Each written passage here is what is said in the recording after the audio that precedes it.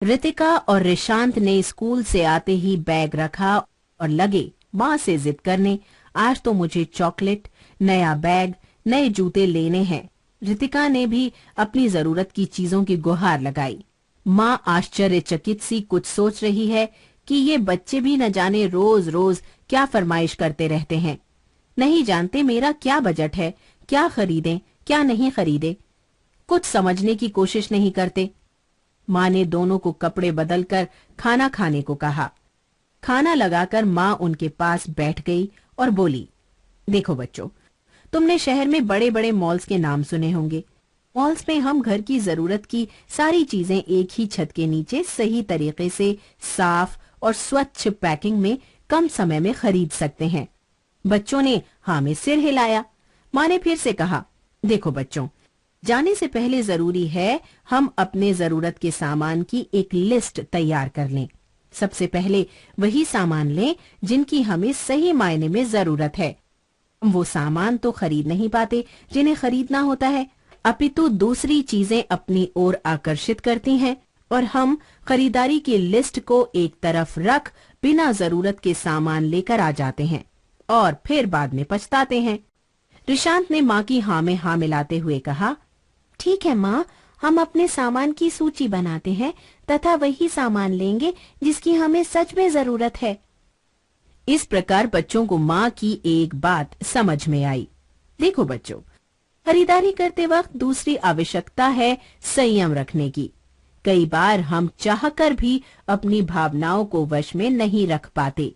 कुछ स्कीम के चलते हम कुछ ऐसे सामान ले लेते हैं जो बाद में काम तो आ जाते हैं, परंतु उस समय उन्हें खरीदने की जरूरत नहीं होती है।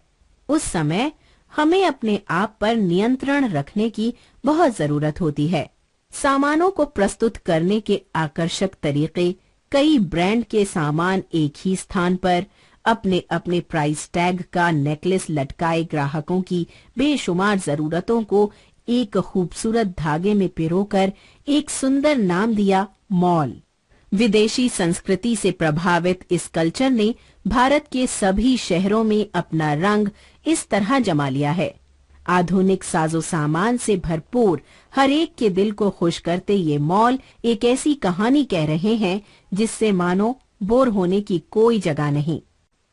रिशांत ने बड़ी मासूमियत से कहा, माँ, हम भी वहाँ गेम्स खेलेंगे।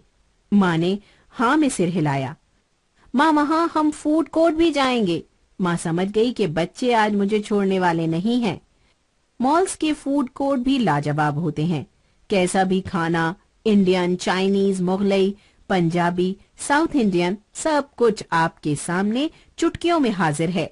सच जानिए तो मॉल्स की संस्कृति ने हमें सुविधा तो अवश्य दी है, परंतु अपनी आमदनी को भी ध्यान में रखना आवश्यक है। आज के दौर में जो दिखता है वही बिकता है। जिनकी आमदनी अधिक है उन्हें तो शायद महंगी खरीदारी से कुछ विशेष फर्क नहीं पड़ता, लेकिन जिनकी आमदनी सीमित है वो हर रोज खेलों पर, अपने शौक पर, अपनी खरीदारी पर इतना खर्च नहीं कर सकते। इसलिए कम आय वाले लोगों को तो और भी अधिक आवश्यकता है सावधानी से बजट के अनुसार खरीदारी करने की। त्योहारों पर तो मॉल्स की शोभा देखते ही बनती है।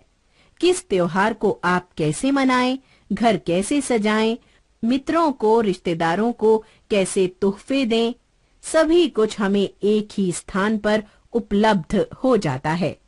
मन को मोह लेने वाले रंग बिरंगे गुब्बारे, रोशनी की चमक दमक, महंगे महंगे ब्रांड के कपड़े, मनमोहक संगीत एक खुशनुमा वातावरण देते हैं। रितिका की आवाज ने माँ को चौंका दिया। माँ, हमारे सामान की सूची तैयार है, हम जरूरत के सामान ही लेंगे। समय बचने पर थोड़ा खेल या मनोरंजन करेंगे। माँ ने प्यार से बच्चों को आगोश में ले लिया और सब खुशी खुशी जाने की तैयारी करने लगे। विभिन्नताओं से भरी खुशहाली जड़ी दुकानों का समूह अर्थात मॉल्स। तो बच्चों, देखा आपने, आप सबको एक सुनिश्चित सूची बनाकर समय का सही अंदाज रखकर अपने बजट को ध्यान में रखकर काम करना चाहिए।